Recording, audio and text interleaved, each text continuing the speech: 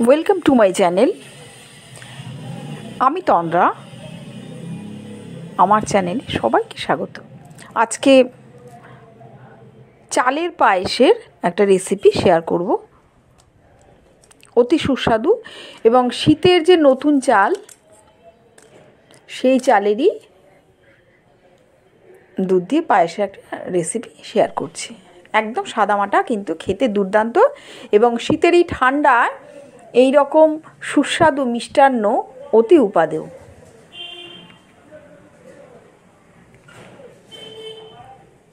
200 গ্রাম চাল আর 2 লিটার দুধ, 100 গ্রাম বাতাসা, 100 গ্রাম চিনি। বাতাসা আর চিনি মিশিয়েই নিয়েছি।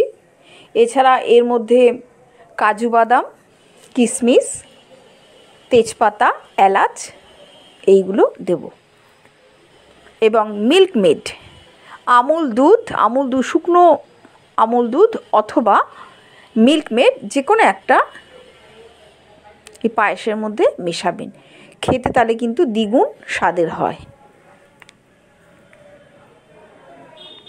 চালটা ভালো করে বেছে নিয়েছি। তেজপাতা আর চালটা ঘি দিয়ে মাখিয়ে নিতে পারেন, অথবা শুকনো ধুয়ে দিয়ে দেবেন। অনেকে ঘি দিয়ে চালটা মাখিয়ে তারপরে দুধের মধ্যে দেয়।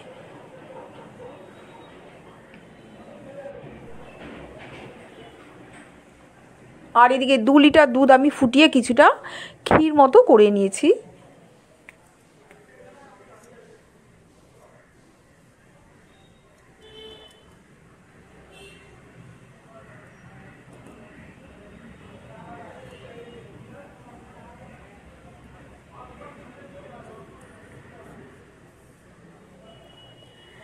দুধ যত ক্ষীর হবে, মানে ফুটিয়ে একটু লালচে মতো করে নেওয়া হবে, পায়েসের স্বাদ তত সুন্দর হয়। এছাড়া চিনির সাথে বাতাসা মিশিয়ে দিলে তাতেও স্বাদ কিছুটা বাড়ে।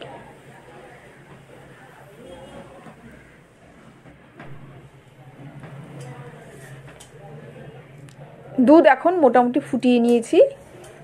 দুধ যখন কিছুটা ফুটন্ত মতো হবে, তখনই চালটা ধুয়ে ঘি দিয়ে মাখিয়ে এর মধ্যে চালটা দিয়ে দেবো।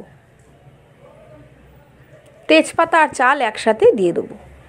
এর সাথে এলাচ অনেকে দিয়ে দেন, কিন্তু আমি এলাচের গুঁড়োটা একদম শেষে দেব।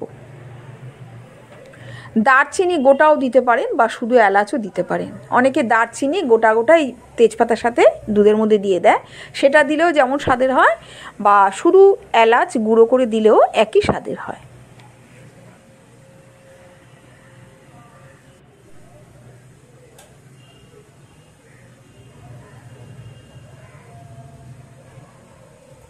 দুধটাকে আমি খুব ফুটিয়েছি আর সমানে নাড়া দিয়ে গেছি, কেননা পায়েস সাধারণত নাড়ানোর ওপরই রাখতে হয়, না হলে নিচে লেগে যাওয়ার সম্ভাবনা থাকে।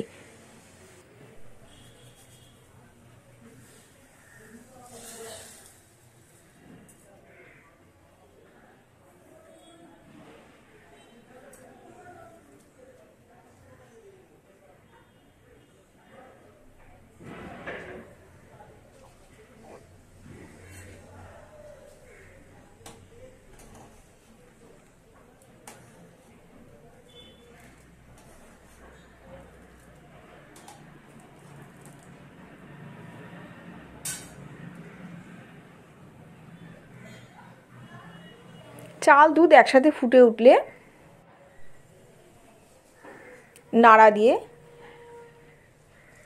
সমানে নাড়া দিয়ে থাকবো, কেননা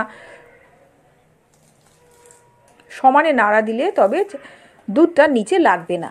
এবং পায়েস যত নাড়া দেওয়া হবে, তত কিন্তু দুধের ঘনত্ব বা ক্ষীরটা বাসনের গায়ে অত লেগে থাকে না। কেননা দুধ ফুটলে দেখবেন যে পাত্রে করা হয় তার ধারে প্রচুর পরিমাণে সর লেগে থাকে, কিন্তু ক্রমাগত নাড়া দিয়ে সেগুলো চেঁচে দুধের মধ্যে নিয়ে এলে দুধটা ক্ষীর হয় এবং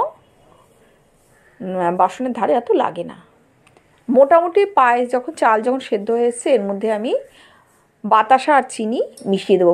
মিষ্টি সাধারণত একদম শেষের দিকে হয়ে গেলেই দিতে হয়। যে কোনো পায়েস বা মিষ্টান্নে মিষ্টিটা একদম শেষের দিকে দিতে হয়। চাল সেদ্ধ হয়ে গেছে, আমি মিষ্টি দিয়ে দিয়েছি। এবার মিল্ক মেড, আমি যে হাতা দিয়ে নাড়াচ্ছি তারই 2 হাতা মাপে আমি এই পায়েসের মধ্যে 200 গ্রাম রয়েছে, সেই জন্য আমি 2 হাতা, ওই হাতার মাপে 2 হাতা দিয়েছি। মিল্ক মেড বা মিঠাই মেড যাই বলুন, অথবা শুকনো আমুল দুধের গুঁড়োও দিতে পারেন। এরপর কাজু বাদাম আর কিশমিশ, আমি সবটা দিইনি, কিছুটা দিয়েছি, কেননা কাজুর পরিমাণ অনেকটা আছে, আর একটা রেসিপির জন্য এটা রাখা আছে। আমি কিছুটা কাজু বাদাম আর কিশমিশ এই পায়েসের মধ্যে দিয়ে দেবো, আর কিছুটা রাখবো ডেকোরেশনের জন্য শেষে।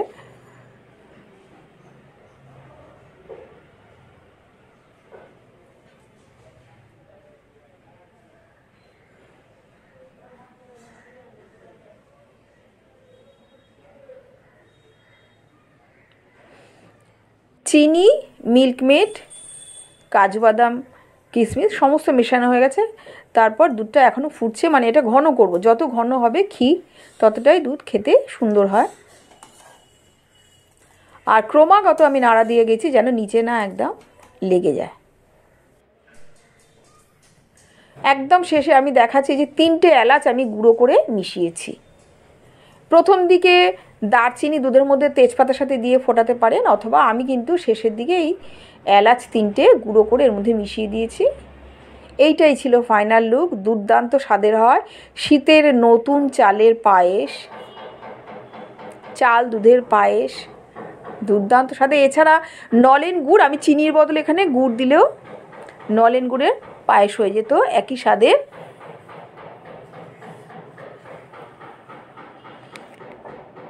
আমি তন্দ্রা রোজের মতোই হাজির হলাম, আজকে চালের পায়েসের রেসিপি শেয়ার করলাম। কমেন্টসে জানাবেন কেমন হয়েছে। শীতের নতুন চাল দিয়ে পায়েস, পিঠা, নানা রকমের পিঠেপুলি আমাদের পৌষ পার্বণের দারুণ উৎসব। অবশ্যই আপনারা বাড়িতে সবাই নানা রকম মিষ্টান্ন করে খাবেন এবং কমেন্টসে জানাবেন কেমন হয়েছে।